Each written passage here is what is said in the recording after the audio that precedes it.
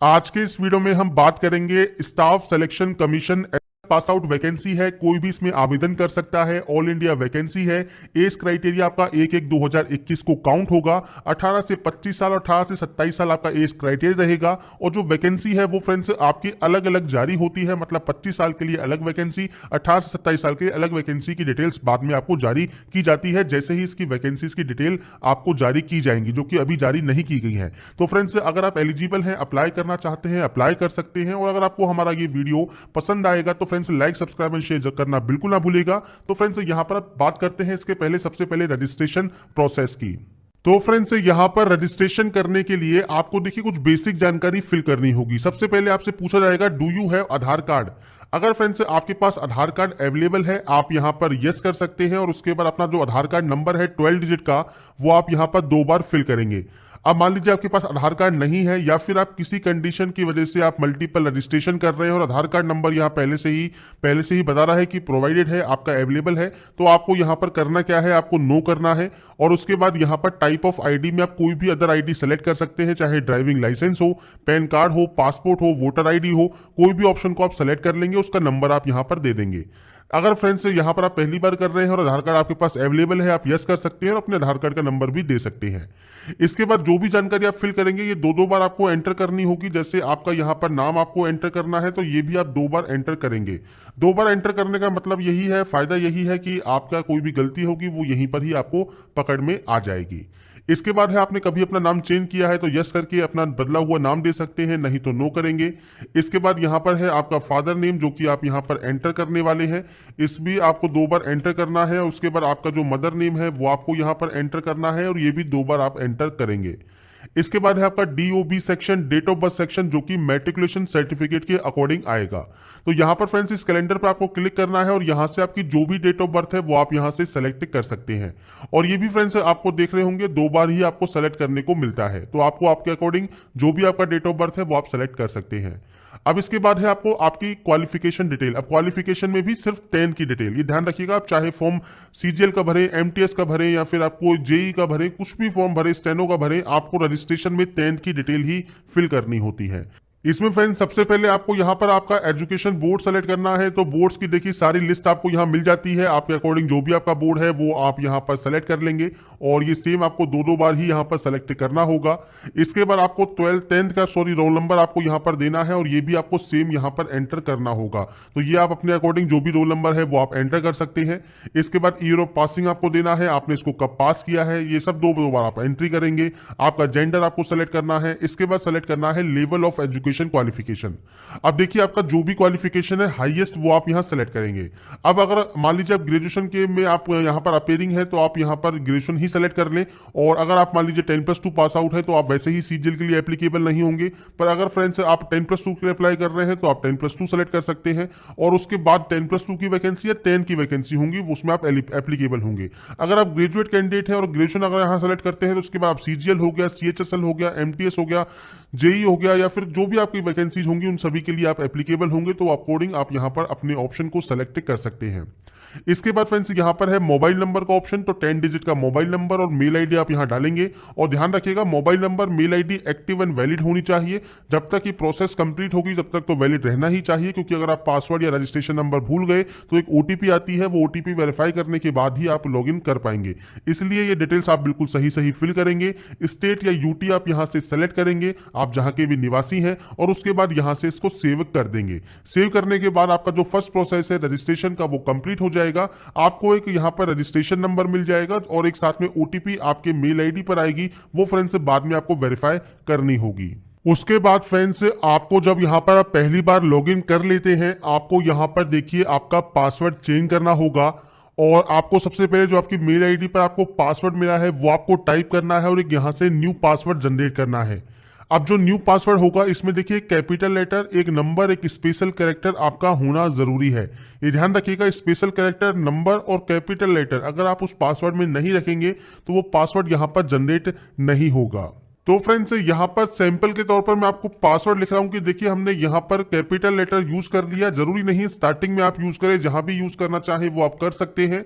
इसके बाद कोई भी स्पेशल कैरेक्टर या कोई भी नंबर्स आपको यूज करने हैं, कुछ इस तरह का फॉर्मेट आपका रहना चाहिए। अब आगे पीछे आप जैसा करना चाहे वो कर लीजिए, बस आपका ये ध्यान रखिएगा आपका जो ये अपर केस है ये आपके पास होना चाहिए, स्पेशल कैरेक्टर होना चाहिए और नंबर्स भी होने चाहिए। तो ये पासवर्ड में जब आप इंक्लूड करेंगे तभी वो पासवर्ड यहाँ पर आपका बनेगा और कम से कम 8 कैरेक्टर का आपका पासवर्ड होना चाहिए। तो फ्रेंड्स यहाँ पर आपको न्यू पासवर्ड जनरेट करना है और उसके बाद यहाँ से आपको सबमिट कर लेना है अपने इस प्रोसेस को कंप्लीट करने के लिए।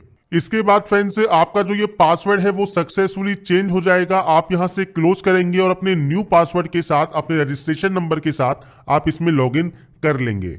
लॉगिन करने के बाद फ्रेंड्स देखिए आपका जो पहला स्टेप है बेसिक डिटेल का, ये आपका ऑटोमेटिक कंप्लीट हो जाएगा क्योंकि रजिस्ट्रेशन करते वक्त आप ये डिटेल को फिल कर चुके होंगे। सेकंड डिटेल होगी आपकी एडिशनल डिटेल। अब यहाँ पर देखिए आपको कैटेगरी का ऑप्शन मिलता है, आपको फॉर्म में ये नहीं मिलता, आपको यहीं पर ही चूज करना होता है। अगर आप पहले से रजिस्टर हैं तो अगर आपने कोई भी फॉर्म अगर अप्लाई कर रखा है तो आपको वो मॉडिफाई का ऑप्शन भी अवेलेबल नहीं होता। अगर आपने कभी भी अप्लाई नहीं किया, कभी भी का मतलब है कि जिस भी आपने अप्लाई किया था वो प्रोसेस कंप्लीट हो चुकी है और आपका मॉडिफाई का लिंक अगर एक्टिव है और आप क्लिक करते हैं तो आपके सामने कुछ इस तरह का ही इंटरफेस ओपन होगा। सेम आपको यहीं पर ही एडिट करना है और अपने यहाँ पर इस रजिस्ट्रेशन को आप सबमिट कर सकते हैं। तो ये चीज ध्यान रखिएगा, अगर मॉडिफाई का ऑप्शन अगर आपका एक्टिव है तो ही आप एडिट कर पाएंगे। फ्रेश कैंडिडेट क्या करेंगे यहाँ पर, तो अपनी कैटेगरी सेलेक्ट कर लेंगे। जनरल, ईडब्ल्यूएस, एससी, एसटी जो भी आपकी कैटेगरी है वो आप यहाँ सेलेक्ट कर लें। आपकी नेशनलिटी आपको सेलेक्ट करनी है। इसके बाद आपको आइडेंटिफिकेशन मार्क देना है। तो आपके चेहरे, हाथ, पैर पर कहीं पर भी कोई भी विजिबल आइडेंटिफिकेशन मार्क है, चाहे वो ब्लैक मोल हो मतलब काला तिल हो, या फिर आपकी कोई कट का निशान हो, बर्न का निशान हो, कोई चोट हो, तो वो फ्रेंड्स आप लिख सकते हैं। अब या तो है नहीं या फिर आप देना नहीं चाहते तो उस कंडीशन में आप नो मार्क दे देंगे। इसके बाद यहीं पर ही आपको सेलेक्ट करना होगा पीएच कैंडिडेट के बारे में, मतलब पर्सन विद बेंचमार्क डिसेबिलिटी के बारे में। तो फ्रेंड्स अगर आप इस कैटेगरी में नहीं आते, आप सिंपली नो ही रहने देंगे और ये ऑप्शन का आपका कोई यूज नहीं है। अगर आप इस कैटेगरी में आते हैं और यस करते हैं तो आपको टाइप ऑफ डिसेबिलिटी आपकी सेलेक्ट करनी होगी। इसके बाद आपको डिसेबिलिटी का सर्टिफिकेट नंबर यहाँ पर देना होगा। अब यहाँ पर ये बेसिक जानकारी आपको फिल करनी है अपने डिसेबिलिटी की, नहीं है तो आप नो करेंगे तो ये ऑप्शन ऑटोमेटिक बंद हो जाते हैं। इसके बाद आपका पूरा एड्रेस, जो भी आपका पूरा एड्रेस है वो फ्रेंड्स आप यहाँ लिखेंगे। मैंने सैंपल के तौर पर एंटर कर दिया है, आपका पूरा एड्रेस आपको लिखना है। आपका स्टेट कौन सा है इनमें से वो आप सेलेक्ट करेंगे। इसके बाद फ्रेंड्स यहाँ पर है आपका नेक्स्ट ऑप्शन डिस्ट्रिक्ट का।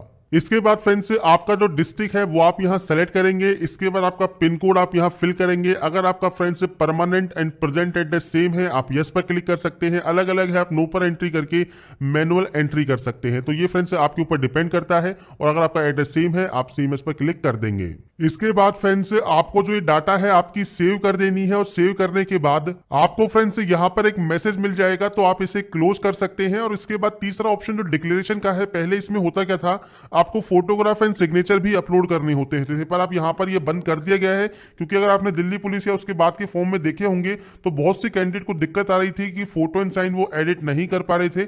इसलिए फ्रेंड्स उसके बाद से यहाँ पर आप नई सुविधा चालू कर दी है। अब आप अपने फोटो एंड साइन को अपलोड कर सकते हैं आपके एप्लीकेशन फॉर्म के अप्लाई में। तो यहाँ पर आप इसको एग्री कर देंगे और उसके बाद आप यहाँ से इसको फाइनल सबमिट कर देंगे, आपका रजिस्ट्रेशन प्रोसेस कंप्लीट हो जाएगा।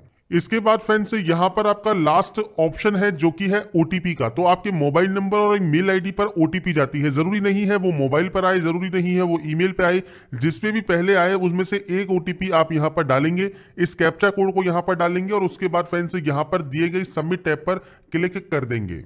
इसके बाद फ्रेंड्स आपका देखिए यहाँ पर जो रजिस्ट्रेशन प्रोसेस है ये कंप्लीट हो चुका है और आपकी जो डिटेल्स हैं वो आपके मेल आईडी पर पहुंच गई होंगी। अब यहाँ पर आपको एक ऑप्शन मिलता है लेटेस्ट नोटिफिकेशन का, आपकी हिस्ट्री का या मॉडिफिकेशन का।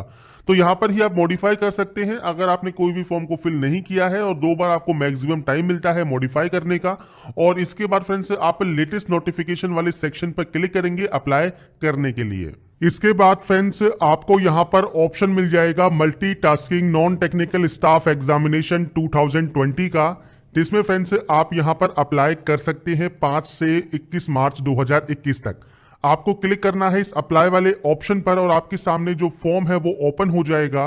जिसमें फ्रेंड्स आपके जो डिटेल्स हैं वो आपको ऑटोमेटिक फिलअप मिलेंगी। सबसे पहले आपको यहाँ पर सेंटर चूज करना है। आप अपने अकॉर्डिंग जो भी सेंटर यहाँ पर चूज करना चाहें वो आप कर सकते हैं। जो भी आप यहाँ पर स्टार्टिंग में जो रीजन सेलेक्ट करेंगे उसके अकॉर्डिंग ही फिर आपको यहाँ पर जो आपके सेंटर्स हैं वो आपको चूज करने होंगे। तो आपका पहला जो आपका रीजन है वो ही डिपेंड करेगा बाकी के 2 रीजन पर।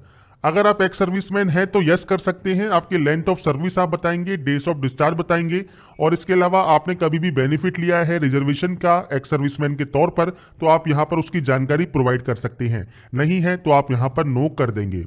इसके अलावा फ्रेंड्स पीएच कैंडिडेट अगर आपने स्टार्टिंग में यस किया है रजिस्ट्रेशन करते समय तो आपको यहां पर जानकारी प्रोवाइड करनी होगी। स्क्राइब चाहिए नहीं चाहिए, आप यहां पर सफरिंग है नहीं है तो आप अपने अकॉर्डिंग यहां पर जानकारी प्रोवाइड कर सकते हैं। नहीं है तो आपका ये ऑप्शन डिसेबल रहेगा। अगर आप एज में रिलैक्सेशन चाहते हैं तो आप यहां पर यस कर सकते हैं और किस वजह से चाहते हैं वो आपको बताना होगा। नहीं है तो आप यहां पर नो कर सकते हैं।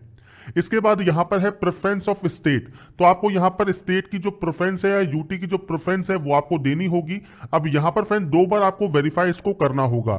जहां पर आपको प्रेफरेंस नहीं देनी वहां पर आप एक्स दे सकते हैं। अब यहां पर आपको एक ऑप्शन दिया गया है डिटेल्स का, आप इस ऑप्शन पर क्लिक करेंगे। अब यहां पर देखिए ए का मतलब है चंडीगढ़, बी का मतलब है जम्मू कश्मीर, सी का मतलब है हरियाणा। तो आपको यहां पर स्टेट की जो लिस्ट है वो आपको देखने को मिल जाती है। तो आप यहां पर अपने अकॉर्डिंग ए से लेके जेड तक और 1 से लेके 12 तक आप जो भी प्रेफरेंस यहां पर देना चाहें वो आप यहां पर दे सकते हैं। और ये ध्यान रखिएगा जहां पर भी आपको प्रेफरेंस नहीं देनी वो फ्रेंड्स आपको वहां पर एक्स की एंट्री करनी होगी। तो ये आप अपने अकॉर्डिंग यहां पर फिल करेंगे। तो यहां पर फ्रेंड्स जब आप कोड को एंटर करते हैं तो आपको टैब दबाना है और उसके बाद आप चाहें तो क्लिक कर सकते हैं और उसके बाद नंबर्स की आपको यहां पर एंट्री करनी होगी। तो आप यहां पर 2 बार एंटर नहीं कर सकते सेम वर्ड्स को। तो आप अपने अकॉर्डिंग यहां पर जो भी आपकी जो प्रेफरेंस है वो आप देना चाहें वो आप दे सकते हैं। तो यहां पर फ्रेंड्स ये एंटर करने के बाद आप मान लीजिए जब आपको यहां पर नहीं चाहिए तो आप एक्स एक्स की एंट्री भी कर सकते हैं। तो फ्रेंड्स ये चीज ध्यान रखिएगा, आपका जब एक बार आप जैसे ही एक्स करेंगे उसके बाद के जितने भी आपके ऑप्शन है ये ऑटोमेटिक एक्स हो जाएंगे। इसलिए अपने अकॉर्डिंग या फिर आप यहां पर जो भी स्टेट को प्रेफरेंस देना चाहें उसके अकॉर्डिंग आप यहां पर डिटेल्स को एंटर करेंगे। तो यहां पर फ्रेंड्स आप अपनी जो प्रेफरेंस है वो 2 बार यहां पर वेरीफाई कर सकते हैं और वेरीफाई करने के बाद अगर आप चाहें तो इसको रीसेट करना चाहें रीसेट कर सकते हैं। इसके बाद आपकी हाईएस्ट क्वालिफिकेशन आपको देनी है। तो आपकी जो भी हाईएस्ट क्वालिफिकेशन है आपके सामने यहां पर लिस्ट है, आप अपने अकॉर्डिंग आपकी हाईएस्ट क्वालिफिकेशन को चूज कर सकते हैं। इसके बाद फ्रेंड्स यहां पर है आपका detail of qualify education qualification. तो यहां पर आपको 10th आपको सेलेक्ट करना होगा और यहां पर जो डिटेल्स आप देंगे ये 10th की डिटेल आपको देनी होगी। तो आप पास या पेयरिंग है, इसके बाद आपका जो पासिंग ईयर है, पासिंग मंथ है वो कौन सा है, इसके बाद आपका स्टेट या किस यूटी से आपका जो बोर्ड है वो बिलोंग करता है। तो ये ध्यान रखिए अगर आप सीबीएसई बोर्ड से आते हैं तो फ्रेंड्स आपको यहां पर आपका स्टेट नहीं सेलेक्ट करना। अब जैसे यहां पर आएगा नेम ऑफ द बोर्ड या यूनिवर्सिटी, अब यहां पर सीबीएसई का ऑप्शन नहीं है। अगर आपने सीबीएसई में दिया है मान लीजिए आपका एग्जाम तो आप दिल्ली चूज करेंगे और यहां पर थोड़ा वेट करेंगे। इसके बाद आपका ये जो ऑप्शन है ये ओपन हो जाएगा और यहां पर आपको सीबीएसई या फिर आपके अदर बोर्ड्स के ऑप्शन आपको मिल जाएंगे। इसके बाद अपना रोल नंबर आप यहां पर दे सकते हैं, इसके बाद परसेंटेज आप यहां पर एंटर कर देंगे। तो ये बेसिक जानकारी है जो कि आप यहां फिल कर सकते हैं। आपकी पर्सनल इंफॉर्मेशन को आप यहां पर बताना चाहें तो यस कर सकते हैं, नहीं बताना चाहें तो नो कर सकते हैं। बाकी यस करने में कोई दिक्कत नहीं होगी। इसके बाद फ्रेंड्स यहां पर देखिए अब आपको फोटो एंड साइन अपलोड करने हैं और फोटो पर डेट आपका जो है अंकित होनी चाहिए। जिस दिन भी आपने फोटो क्लिक की है वो डेट आपके उस फोटो पर होनी जरूरी है।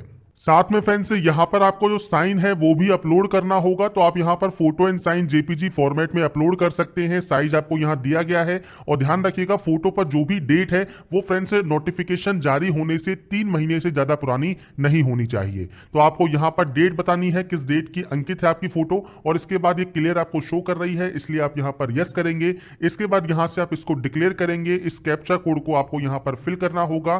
कैप्चा कोड फिल करने के बाद फ्रेंड्स आपको यहां पर प्रीव्यू का ऑप्शन मिलेगा। आप यहां से प्रीव्यू को चेक करेंगे। प्रीव्यू से सेटिस्फाई होने के बाद मतलब आपको लगता है कोई भी गलती नहीं है किसी भी स्टेप में तो आप यहां पर इसको फाइनल सबमिट कर सकते हैं। अगर आपको लगता है कोई गलती है तो आप उसे बैक जाकर सही कर सकते हैं। तो फ्रेंड्स सबमिट करने के बाद आपका जो फॉर्म है यहां पर कंप्लीट हो जाएगा और उसके बाद फ्रेंड्स आप अपना पेमेंट जो है कंप्लीट कर सकते हैं। अगर आपका पेमेंट लगता है, नहीं लगता है तो फ्रेंड्स आप डायरेक्टली प्रिंट इसका निकाल पाएंगे।